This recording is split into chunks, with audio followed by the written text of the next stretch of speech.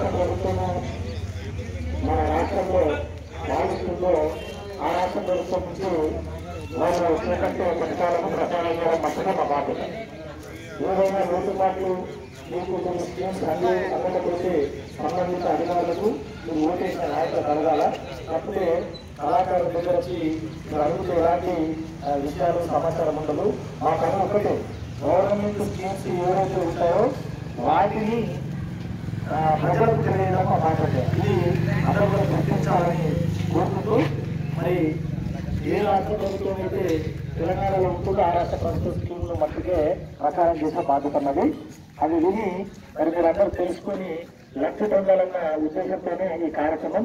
మరి ఈ రోజు 500 రూపాయలకి సిలిండర్ మనకు అందిస్తున్నటువంటి ఏకైక ప్రభుత్వం మన తెలంగాణ ప్రభుత్వం. మరి గతంలో ఏ ప్రభుత్వం కూడా 500కే సిలిండర్ సబ్సిడీలు అందలేదు. అప్పుడంతా కూడా ఖాళీ ఏమున్నాయి ఇప్పటికేతలు.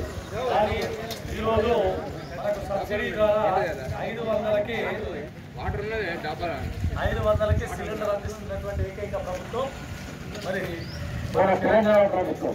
మహిళలను మహారాణులను చేయడంలో భాగంగా మరి ఇంతకుముందు మసాలా పంటలు పెట్టి బస్కిరాలు పెట్టి పెట్టేళ్ళు ఇప్పుడు రూపాయి ఖర్చు లేకుండా ఫ్రీగానే బస్ ప్రయాణం.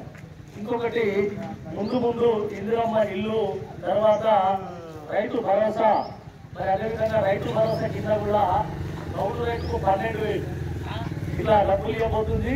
మరి అదేవిధంగా రైతుకు 17,000 ఇట్లా ఇవ్వబోతుంది. కానీ గత ప్రభుత్వాలు ఇవన్నీ కూడా ఏమి ప్రజల గురించి బాగోగులను పట్టించుకోలేదు. కానీ ఈ రాష్ట్ర ప్రభుత్వం వచ్చి ఇన్ని స్కీమ్లు ఇస్తుంది. మరి మనమందరం కూడా గుర్తించాలా. మరి ఖాళీగా అప్పుడు పబ్లిక్ అంతా కూడా ఖాళీ చేతులు, ఖాళీ జీవితాలు, అంతా జీవితం అంతా ఖాళీ. కానీ ఇప్పుడు పిల్లలకు కూడా మనం ఇప్పుడు ఏం చేస్తున్నాం, కార్పొరేట్ స్థాయిలో విద్యను అందించడంలో భాగంగా 1,000 లక్షలు ఇట్లా డబ్బులు పెడుతున్నాం. కానీ ఇప్పుడు మన రాష్ట్ర ప్రభుత్వం ఏంటంటే రూపాయి ఖర్చు లేకుండా ప్రతి మండలంలో ఇంటర్నేషనల్ లెవెల్ స్కూళ్లను నిర్మించబోతుంది. మరి లబ్ధి పొందిన వాళ్ళు అందరూ కూడా పొందిన వాళ్ళలో నిరుత్సాహం ఉండొచ్చు. అతి త్వరలో మిగతా రైతుల రుణమాఫీ కూడా చేయడానికి మన ముఖ్యమంత్రి గారు మొన్ననే చాలా సభల్లో చెప్పారు. మరి రుణమాఫీ కాని వాళ్ళందరూ కూడా ఈ పాస్బుక్లలో ఏవైనా లోపాలు ఉంటే సరి చేసుకోమని కూడా చెప్పారు. మరి ఈ విషయాలను చెప్పడానికి మేము ముందుకు వచ్చాం. మరి ఇంత చక్కటి ఈ ప్రభుత్వాన్ని మనం అందరం కూడా కాపాడుకుంటేనే మన జీవితాలు రంగుల హరివిలు లాగుంటాయి. మన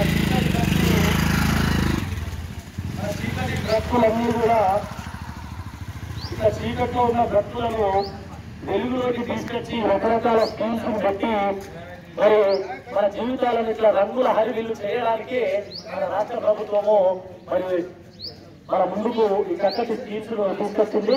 మరి ఈ ప్రజాపాలన విజయోత్సవాలలో భాగంగా మీ ముందు ఇవన్నీ కూడా కళాజాతర ద్వారా మిమ్మల్ని అవగాహన పరచడానికి పాటలు, మ్యాజిక్, వివిధ అంశాల ద్వారా మేము వచ్చాం. కాబట్టి దయచేసి మీరందరూ కూడా తెలుసుకొని తెలియని వాళ్ళకి చెప్పి అర్హులైనటువంటి వాళ్ళందరూ కూడా లబ్ధి పొందాలని కోరుకుంటూ సెలవు తీసుకుంటున్నాను. జై భారత్, జై హింద్.